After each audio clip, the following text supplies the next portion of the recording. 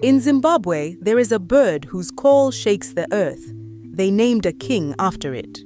This is Simon Chimbetu, a liberation war soldier, a fearless truth-teller, and the undisputed King of Dendera music.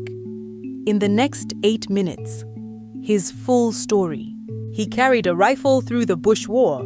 He survived prison. He was banned, broken, and buried by his critics. Every single time, he came back louder. To understand Simon Chimbetu, you must first understand Dendera. It is Sungura, Zimbabwe's electric guitar music. But Dendera has a heartbeat unlike anything else. Simon named it after the Dendera, the southern ground hornbill, that deep, booming call. He said his bass guitar sounded just like it. He was right. His music was not for the elite. It was for the worker, the widow, the survivor. Simon Chimbetu sang what ordinary Zimbabweans felt but could not say. Simon Chimbetu was born in 1955. Zimbabwe did not yet exist. It was Rhodesia, a land under colonial rule, where black Africans lived as strangers in their own home. When the Liberation War came, Simon answered. He joined the bushfighters, the guerrillas battling for a free Zimbabwe. He was barely a man. The war made him one. He survived the war that thousands did not. And he carried it, in his bones, in his lyrics, in every booming bass line he ever played. The gun taught him what mattered. In 1980, Zimbabwe was born. The colony fell, the flag rose, and Simon Chimbetu, soldier, survivor, began to ask, "What do I do with this piece?" He picked up a guitar. The same hands that once held a rifle now pressed strings. The same voice that once barked orders began to sing. And Zimbabwe listened. In the 1980s, Simon built a band with his brothers, Nyson, Brian, and Alan. They called themselves the Marxist Brothers. In a new Zimbabwe, the name alone was a statement. The Marxist Brothers exploded. Their Sungura rhythms packed beer halls and stadiums across Zimbabwe. Simon's bass guitar was the engine.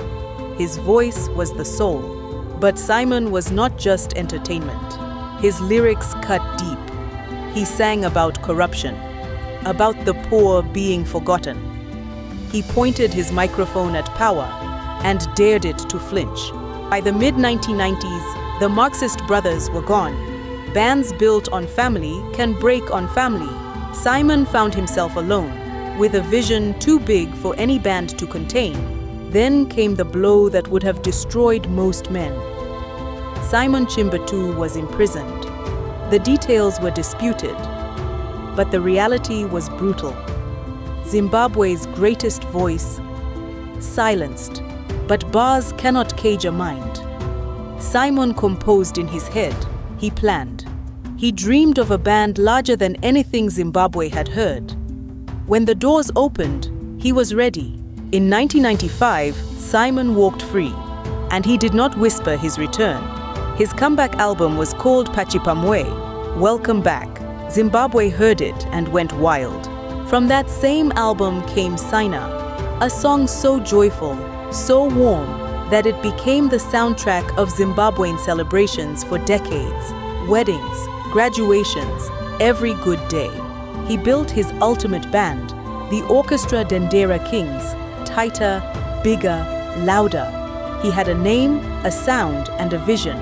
Now he had the army to match it. His album Survival was not just music. It was a mirror held up to Zimbabwe. It named what no one would name: poverty, betrayal, the cost of independence unfulfilled. His album Lullaby showed another side: tenderness. Nherera, the orphan's lament. Rudo Chete, love alone. He could sing the nation to sleep as gently as he woke it to anger. His music made enemies in high places. Powerful people who wanted silence got songs instead.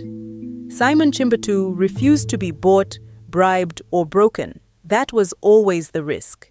Pane Asipo, for the missing. Karikoga, the lone traveler. Mwana Wedangwe, the only child. These were not songs. They were testimonies from the heart of Zimbabwe. Here is something Zimbabwe still argues about. Which Simon Chimbetu song defined a generation? Was it survival, Saina, or something else entirely? Tell us in the comments. Hoko spoke of something larger than any one man. National unity, collective pride. The song outlived its creator, still sung wherever Zimbabweans gather across the world. There is something haunting about Zuva Rekufa Kwangu, the day of my death. Simon sang about mortality with the calm of a man who had already cheated it once. He was not afraid. By the early 2000s, Zimbabwe was in crisis. Hyperinflation, political violence, hunger. Simon kept recording, kept performing. The harder things got, the louder he sang. On the 14th of August 2005, Simon Chimbetu died. He was 50 years old. Zimbabwe, the whole country, stopped. The outpouring was unprecedented. Thousands lined the streets. Veterans wept. Children who had grown up on his music wept. Zimbabwe had lost its most honest voice. But legacy is not what dies with a man. It is what refuses to. Simon Chimbetu left behind albums, children, a band, a genre, and a Zimbabwe that heard itself more clearly because of him. Today, the orchestra Dendera Kings still perform.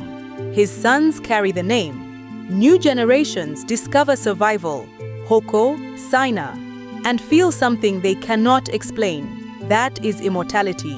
A man who fought for Zimbabwe's freedom, then spent the rest of his life singing for it. Not the freedom of guns, the freedom of truth, of dignity, of a people heard. They called him Mukoma Sam, Big Brother, Chopper, the one who cuts through.